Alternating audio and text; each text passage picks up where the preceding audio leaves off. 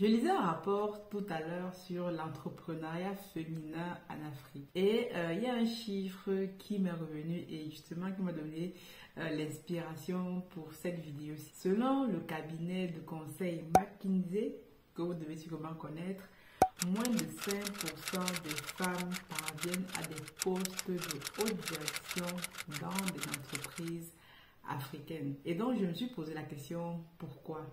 Dans cette vidéo, nous allons voir ensemble qu'est-ce qui empêche les femmes de se hisser à des postes de responsabilité, surtout dans des entreprises. Et surtout, pourquoi nous sommes très peu de femmes à nous lancer dans l'entrepreneuriat, de créer des entreprises avec une vision à long terme sur le continent, mais surtout en Afrique francophone.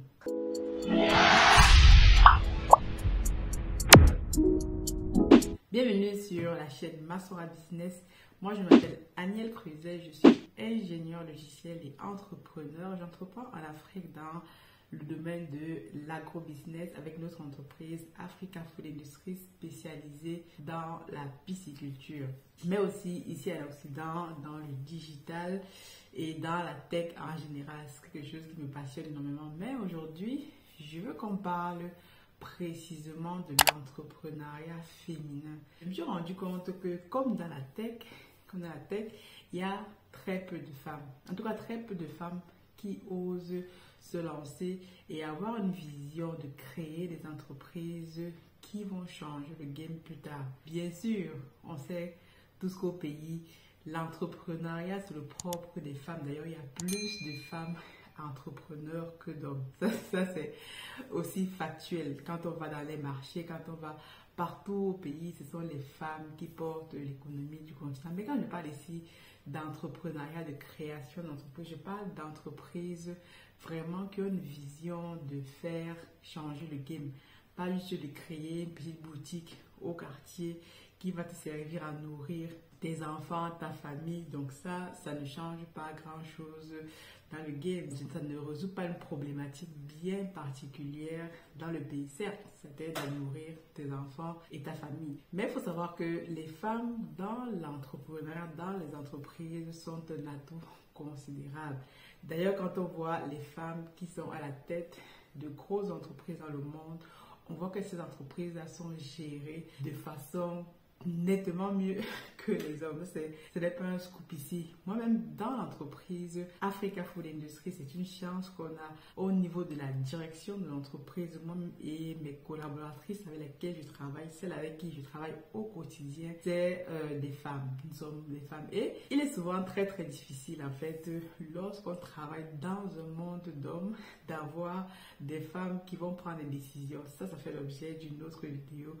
Parce que le management aussi, ça fait partie de quelque chose de super important parce que généralement, lorsque tu es dans un domaine où il y a beaucoup d'hommes, ça peut être très très compliqué de faire passer justement les décisions d'une femme.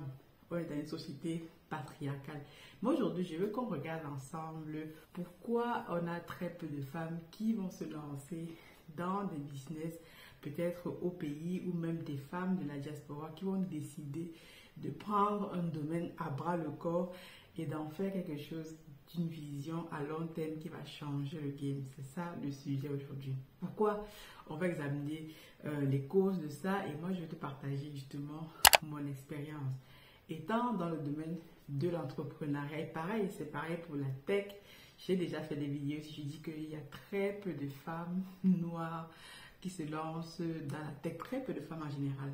Moi, je me rappelle encore, quand j'étais en classe préparatoire aux écoles d'ingénieurs au Cameroun, nous étions à peu près une trentaine d'étudiants dans les classes préparatoires et on n'était que 10 filles. Ouais. Une dizaine de filles à tout casser. Et là encore, il y avait très peu de femmes. Et on était vraiment celles qui étaient là, non pas parce qu'on avait payé nos places, mais parce qu'on le méritait. Parce que dans les domaines scientifiques, il n'y a pas de corruption, il n'y a pas de X, Y, Z, parce que là-bas, c'est où tu connais, où tu ne connais pas.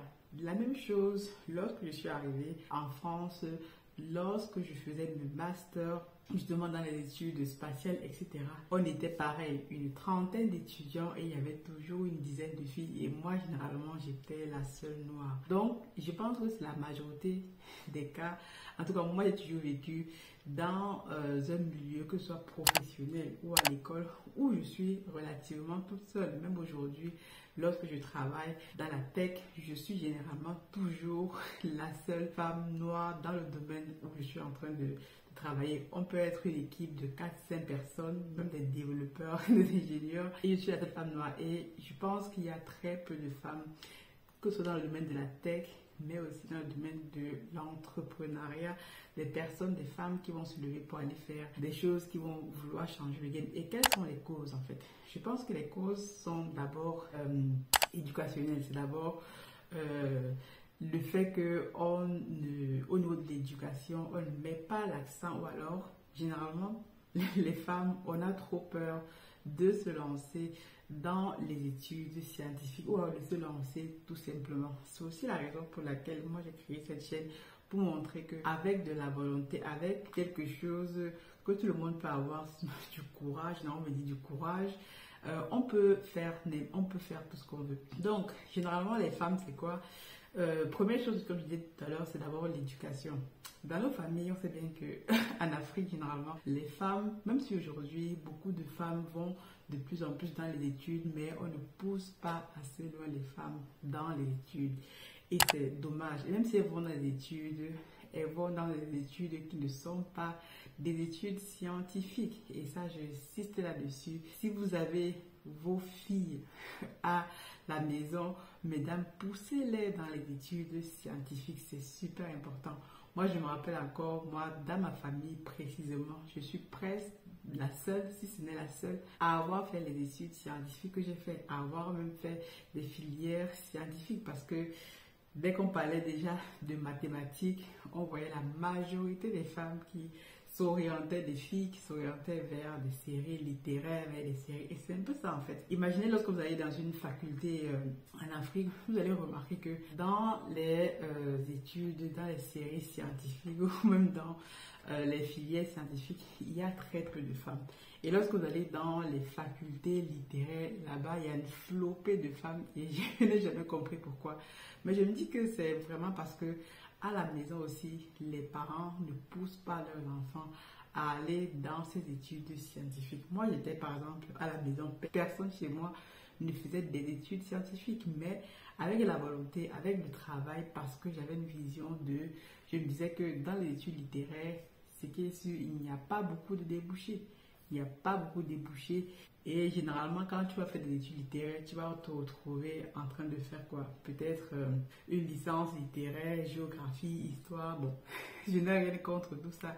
Mais ce n'est pas ça qui va nous aider à développer le pays. On a besoin de développer le pays des personnes qui vont travailler dans la tech, dans les sciences dures, dans la technologie, qui vont inventer des ingénieurs, des choses comme ça. Donc, c'est ce dont on a besoin. Et il faut qu'il y ait un maximum de femmes dedans. Et je pense que c'est aussi pour ça que ça a une corrélation en fait. Le fait que très peu de femmes vont se lancer demain après demain dans l'entrepreneuriat aussi. C'est aussi cette peur, par exemple, du rejet, cette peur du fait que je vais échouer, parce que faut bien se dire que l'échec dans nos communautés, ce n'est pas quelque chose qui est communément vu comme une bonne chose. Lorsqu'un enfant échoue, déjà, tu vas voir, lorsqu'un enfant échoue, on va l'insulter, on va le faire. Donc, il faut valoriser en fait les femmes, surtout.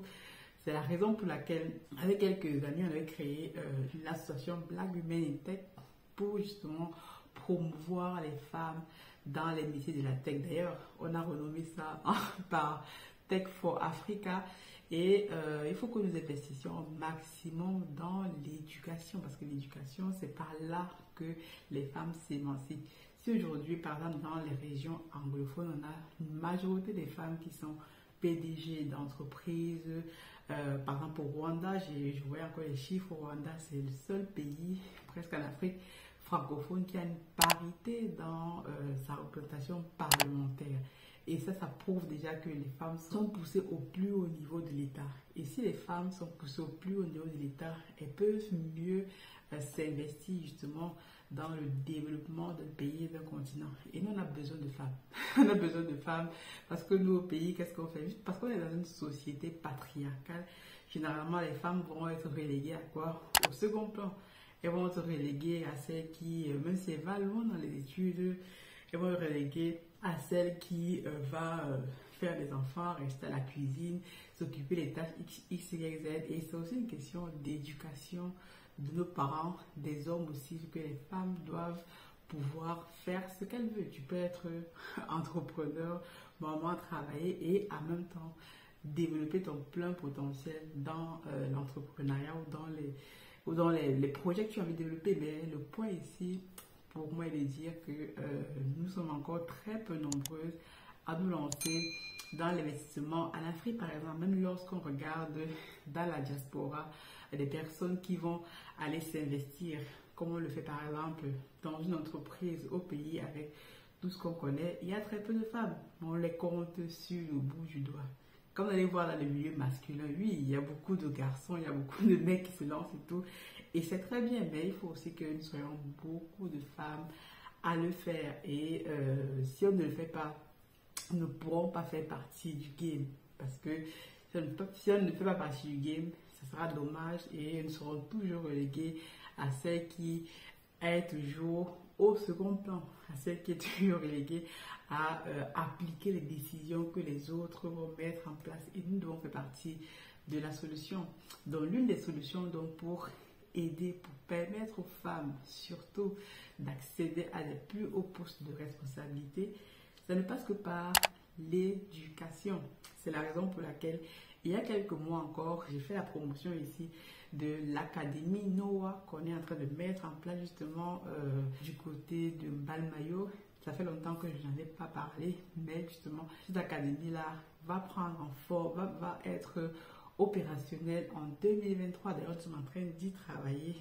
Si tu souhaites encore investir dans cette académie-là, je pense que j'avais déjà mis le lien en description pour les personnes qui voulaient le faire. Je vais le retrouver et le remettre ici. Mais avec justement mon collègue Marcel, nous sommes en train de travailler dessus. Et c'est la raison pour laquelle moi j'investis aussi parmi tous les investissements que je fais dans l'éducation. Et éduquer en fait les femmes, c'est surtout une priorité pour nous parce que plus les femmes seront éduquées, plus les femmes iront loin à l'école et moins nous serons relégués au second plan et moins on va nous considérer comme un continent où les femmes ne savent que faire des enfants ou alors ne savent que rester à la cuisine ou alors être relégués à des tâches ménagères ou autre chose. C'est un sujet qui est assez vaste, mais je pense que la clé de tout ici, c'est l'éducation et l'éducation. Et surtout, les parents, n'ayez pas peur d'orienter vos enfants vers les séries scientifiques. Si vous pouvez même payer leur les répétiteurs, payer leur tout ce qu'il faut pour qu'elles s'orientent vers les séries scientifiques. Il n'y a rien de fatal à tout cela. Même à l'époque, je me suis orientée vers ces études-là parce que je savais que c'est là qu'il y avait des débouchés et des vrais débouchés. Parce qu'aujourd'hui, si tu as fait une série scientifique, quel que soit le domaine et que tu as poussé un peu loin avec un master, une licence, un diplôme d'ingénieur, aujourd'hui, tu comptes dans le game. Tu pourras toujours trouver du travail et même à un moment donné, tu pourras travailler à ton propre compte et aussi là, développer un certain potentiel intellectuel qui fait en sorte que demain après-demain, tu peux être amené à créer des choses, à inventer des choses. Voilà. Je ne dis pas qu'il n'y a pas de femmes dans le domaine parce que je me dis oui, mais Aniel, il y a telle femme et tout, mais il n'y a pas assez de femmes. Et donc, on appelle ici justement à tous les parents, vos petits frères, vos petites sœurs. C'est aussi l'éducation aussi masculine, éduquer nos garçons, que les femmes ont exactement droit au même titre que les garçons à faire des études poussées et très très poussées. Mon père, à chaque fois, il me disait que vous soyez des filles ou des garçons, moi je veux que vous allez très très loin dans les études. Et c'est toujours ça, tu étais ça. Et par la grâce de Dieu, on a fait notre mieux. Il est important que les parents soient là aussi pour pousser les femmes dans les études et surtout qu'on puisse prendre notre part dans la société actuelle. J'espère que c'est un thème en fait qui t'intéresse. Dis-moi ce que tu en penses. Est-ce que tu penses qu'il y a trop de femmes ou très peu de femmes et comment est-ce qu'on peut faire pour pousser d'autres femmes à faire ce qu'on est en train de faire, donc motiver aussi les femmes dans l'entrepreneuriat à faire des choses qui vont demain après-demain nous aider à développer notre continent pour qu'on change tout simplement le narratif que les autres ont sur nous. God bless.